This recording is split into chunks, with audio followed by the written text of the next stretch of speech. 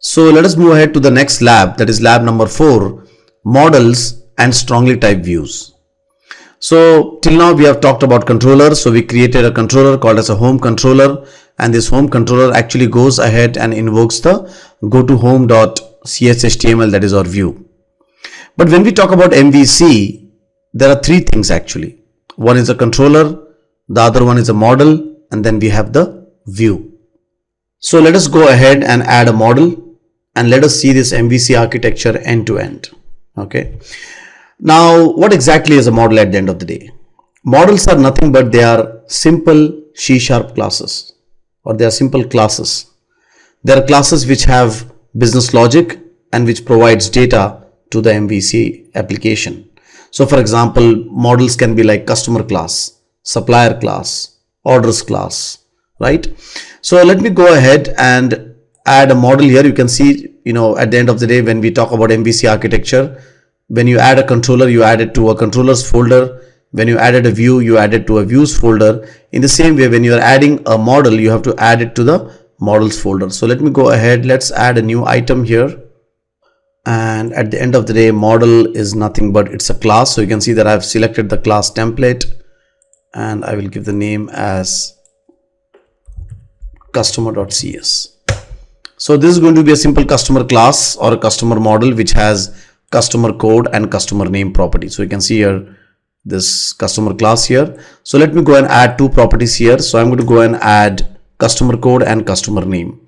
So what I'll do is let me go and use the code snippet so that I don't have to type like public string set get, those kind of things, right? So what you can do is you can type your prop. So this prop is a code snippet, okay, which helps you to create C# properties or helps you to create class properties. Okay, so I'll say here prop tab once, again tab. So you can see that it comes out with a shell of code. So I'll say yes, this is a property by the name customer code. In the same way, let me go and add one more property here called as customer name. So you can see he has actually created a shell code for you, and by using the shell code you don't have to really type a lot of things. Okay, so I have a very simple customer class here with a customer code and a customer name property. So let me go and rebuild this solution. So I've clicked on rebuild and everything looks okay. So now what I'd like to do is I would like to go and load this customer class with some data. So I would like to go and create an object of this customer class, load it with some data and display it in a UI. So now because this is a very different functionality, we would like to go and add one more controller here called as the customer controller. Remember, at this moment we have this home controller here. You can see here in the solution explorer we have the home controller, right? So the home controller will do things like display about us, go to index pages, display contact us, etc., right? The customer controller would load the customer, would display the customer, would edit the customer, update, delete, and those kind of things. So let us go ahead and divide this project into separate modules so that it is more maintainable. So rather than going and coding the action inside the home controller, let me go ahead here and add one more controller here. So let us go ahead and add one more controller. Let us select the MVC5 empty controller. Why? Because we are learning MVC. Let us not use any kind of scaffolding templates. We will talk about the scaffolding templates later on, but at this moment we are learning MVC. So let us not have any kind of ready-made code. So I'll give the name as customer controller. Always remember, do not delete that word controller. So you can see that he has created the customer controller class here. So there it is. So what action we want to do now? Remember I said, right, we have controllers and controller has actions inside it. So a customer controller class would have actions like load customer, update customer, delete customer, and those kind of things, right? So let me go and create an action here called as load. Okay, so rather than index or load would look more reasonable name. So now the end user will come. He will hit this customer controller, he will invoke the load action, and the load action will go and fill the customer class or create the object of the customer class and fill it with some data, right? So in order to go and access this customer class, we need to go and reference this namespace here, hello world.modules, right? So the first thing what I have to do here is I have to go and reference this namespace hello world.modules. Remember, in case you are very much new to .NET, namespace is nothing but it is collection of classes, right? So if you want to go and access this customer class, you need to go and first import this namespace, right? So let us go to the customer controller here, and I'll say using hello world dot models, right? Good. So I'll go here, I'll create an object of the customer class, and I will load it with some dummy data. Okay. So I'm going to go and load it with some dummy data. So at this moment, we'll not go and call the database and do things. We will do it right away here. So I'll say, okay, let's load the customer code with 1001. Let's load the customer name with Shiv. Okay, so you can see here I have loaded. So this is a shortcut way of loading data inside an object, so rather than creating a customer object and then saying obj.customer code equal to 1001, obj.customer name is equal to Shiv, what you can do is you can just say new here, give a curly bracket, and automatically the property name pops up, and then you can just start setting the value here, right? So this is a shortcut way of assigning data to an object. Okay, right. So I've created a customer object here, and this customer object I would like to go and pass it to a view. So I would like to go and display this customer object inside a view. So you can see here what I've done is I've taken this customer object and passed it to the view. Now this object has to be displayed inside a view, right? So we have yet not created the view, but let us say we're going to go and create a view called as customer. So I'll give the view name here. So you can see here I'm saying, okay, display this customer object, in this view called as customer. Okay, we have yet not created it. We are going to create it. Now one of the way of creating a view is you go to the views folder, right click on it, say add a view, and then give the name. The other way is you can go right away from here and you can say add a view. But this time when we are going to go and add a view, this view will not be a view without a model, but this view will be a view with a model. So let us go ahead and select this empty here, right? And we'll say that this view is going to go and display this customer model or the customer object. Okay, I'll tell you what how this will help out. When you go and create a view in this way, right, it is called as a strongly typed view, right? So I'm going to go and name this view as customer, and I've selected that this model will be associated with this customer view. And remember that you shouldn't be selecting this empty without model, but it should be empty. Okay, and I will say add. So there you can see our view is created by the name customer.cshtml. You can see over here I have this customer.cshtml, right? Remember that this is a Razor view. Razor is nothing but it's a new view engine. It's a new kind of a view, which helps you to display pages, which helps you to create pages and display UI using ASP.NET or using MVC ASP.NET. Okay, so couple of things here before I move ahead. I want to stress couple of points, which I have been saying in the previous videos also. You can see here he has created customer.cshtml, but he has not created customer.cshtml.cs. So there is no behind code at this moment. Okay, so a couple of things I would like to stress here. First thing, there is no behind code. Second thing, if you go to the toolbox here, there are no server controls. You can see there is HTML tab, but you can see that there are no server controls, right? Third, because there is no behind code, there is no page lifecycle. And the last one, there is no view state.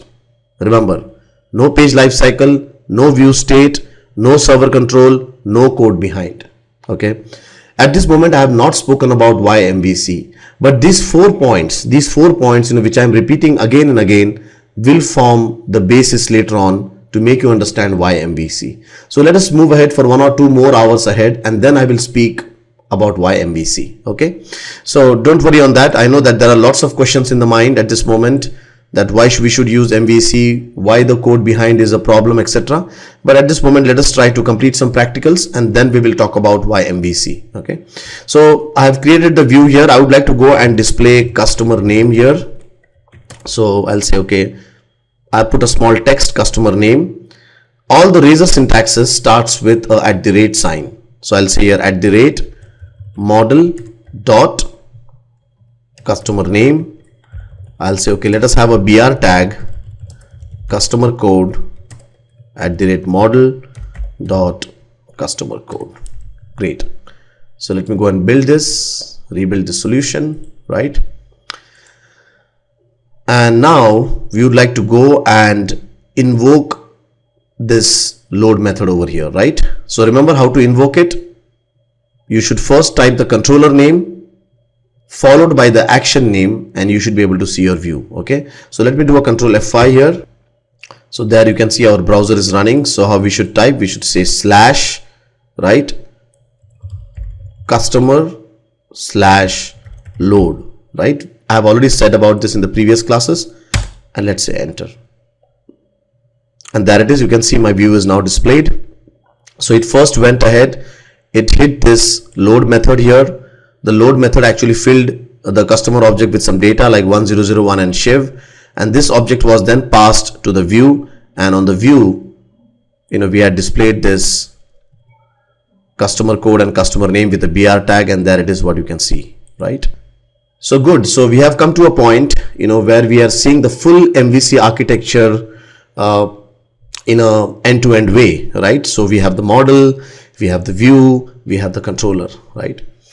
Now, at this moment, if you see this customer object, which is loaded on the screen here, is hard-coded. Hard-coded means it is actually typed inside the C# code.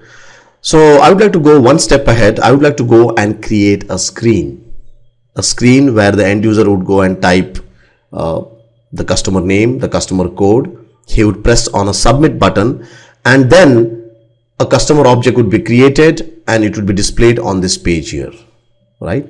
So let us go ahead and create a simple data entry screen where the end user will go and type the name and the code. When he presses submit, this page will be again invoked. So in the same customer controller, let us go ahead and create one more action here called as enter customer. Okay, so let me go here and create an action result, and I'll say enter. Okay, so load, enter, edit, add, so these are all actions, right? So I'll say here return view. Okay, right. So you can see that I have created one more action here called as enter. So we have load, we have enter, right? So let us right click on this enter and let us add a view here, and this view I will name it as enter customer.aspx, enter customer.cshtml. I'm sorry, not aspx, cshtml. At this moment, we'll not go and create a strongly typed view. I'm going to go and just say empty without a model. So add. So you can see that there we have this enter customer.chhtml. Also, just one more point, you can see here that if the end user says customer/enter, there is no enter.chhtml, right? It has enter customer. So let us go and type the view name here, that the view name is different from the action name. So we'll say here enter customer, right? Right. So load customer to load the customer data, and enter customer, this screen will help us to go, enter customer name and customer code through a text box, and then whatever customer name and customer code is entered over here will be displayed onto this view here, right? So as we have said previously that we do not have any kind of server controls for creating text boxes, buttons, etc. We have to actually use HTML, right? So let us go here. Let us start with a form. So I'll just make the fonts bigger so that you can see it, right? So we'll say here form /form, right? Let me go to the toolbox here. Rather than typing all the HTML, let us take help of the toolbox. So we need one text box, where the customer will enter the name, right? So I'll say customer name and I'll put this text box there, right?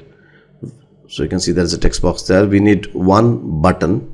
So one text box, Control C, just put a BR tag here, Control V.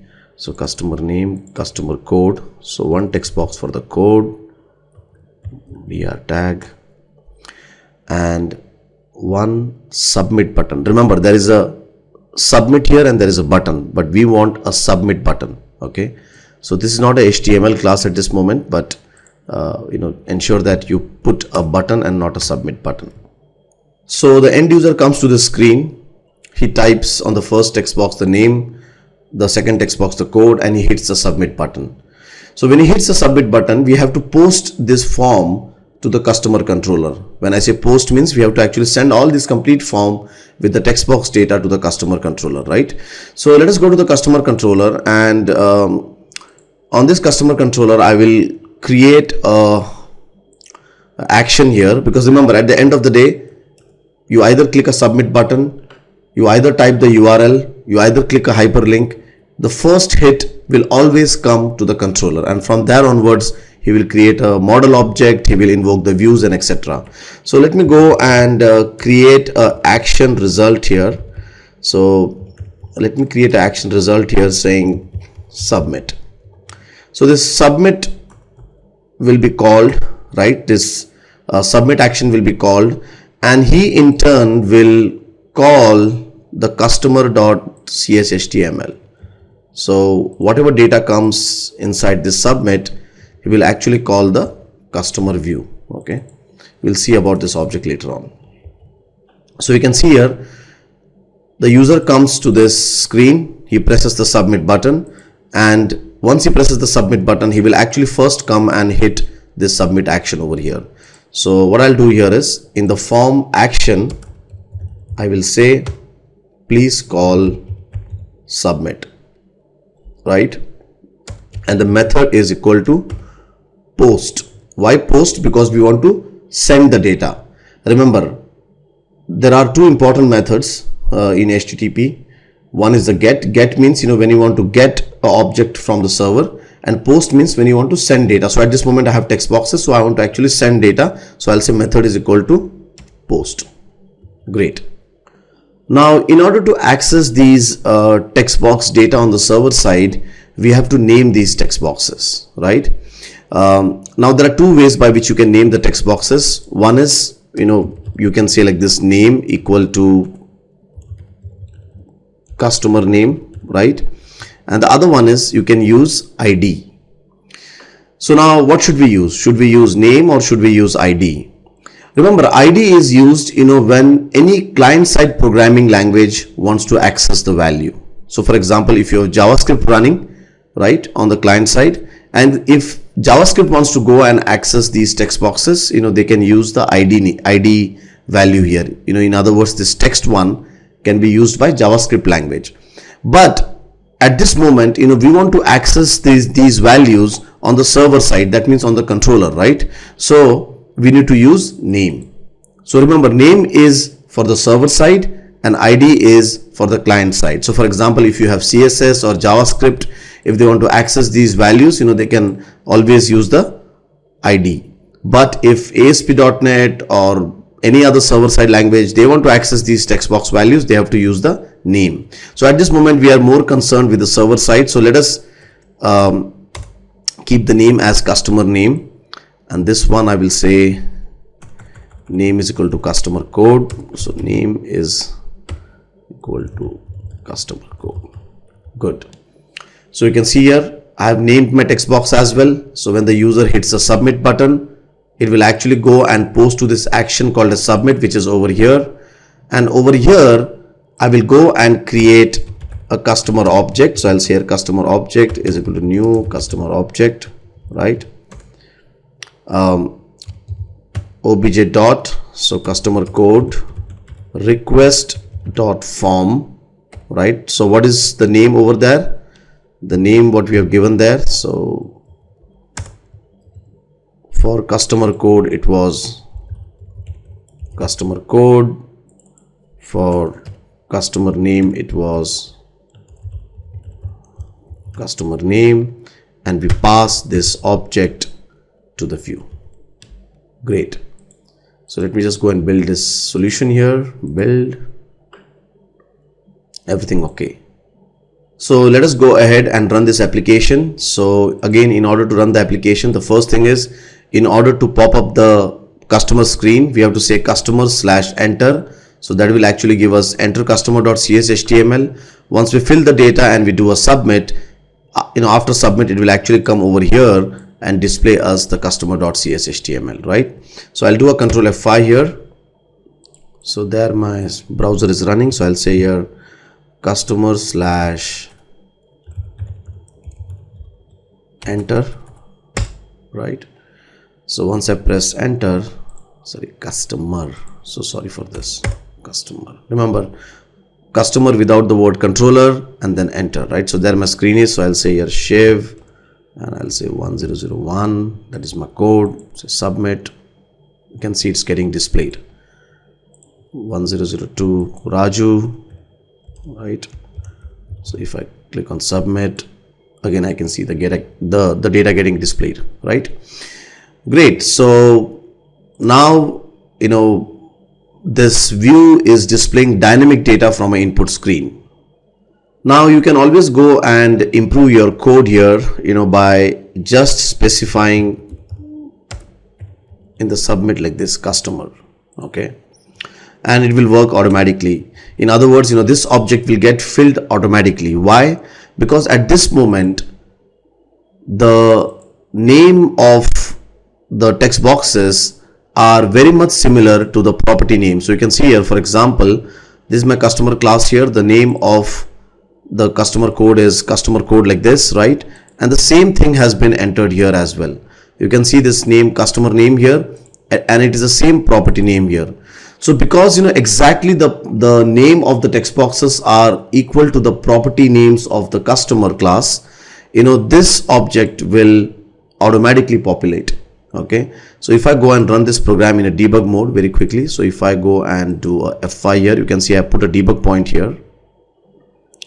So there my screen is running. So I'll just say Shiv, and I'll say 1001, and if I say submit, right, it will come and hit this debug point here. So you can see that it has hit this debug point, and if you see this customer object, you can see that it has automatically filled. So in case your name of the text box and the property names of the model class, if they are same, then you can just go and put the object here, and automatically the request.form is done by the MVC framework itself. Okay. But now the next question is, what if the names are not same? Because normally what will happen is that you will have two teams, right? One is a designer team and the other one is a programming team. So the programmer team would actually code the controller and the models, and the designer team, who actually works with HTML and Dreamweaver and front page, right? They will actually go and work on this HTML. So when they are working on HTML, it is very much possible that they can go and put some different name here. For example, they can put a name here like TXT customer name, right? So what if we have a scenario where the name of the text boxes are different from the property names of the model classes? So that is achieved by using something called as model binders, MVC model binders. So in the next lab, that is lab 5, we will talk about model binders. So again, this was worth spending 20 minutes, and in this 20 minutes we talked about models, and we also talked about something called as strongly typed views, and we saw that how we can pass data from the view to the controller, right? So we have completed 1 hour and 20 minutes of a training, and we have more 14 hours and 40 minutes still pending, right? So I'm sure that those 14 hours and 40 minutes will just pass by. So keep coding, keep looking at these video series, and we'll ensure that you become an MVC professional. Don't give up. I know, again, I repeat this in every last video. It is very boring. it's possible that you can get stuck with a lot of issues. Please ensure that, in case you have issues, please send us a mail at questpond@questpond.com. We also have our landline number. We also have our Skype ID. And also, if you wish, you can contact us for the offline training, which we are conducting in every city. So we have already started from Mumbai. So it's a 2-day program again, the same how this video series is. So it's a 16 hours of program, 2 days, end to end. We have our premises, food, lunch, everything over there. You have to only come with your brain, sit and do the code. Thank you so much.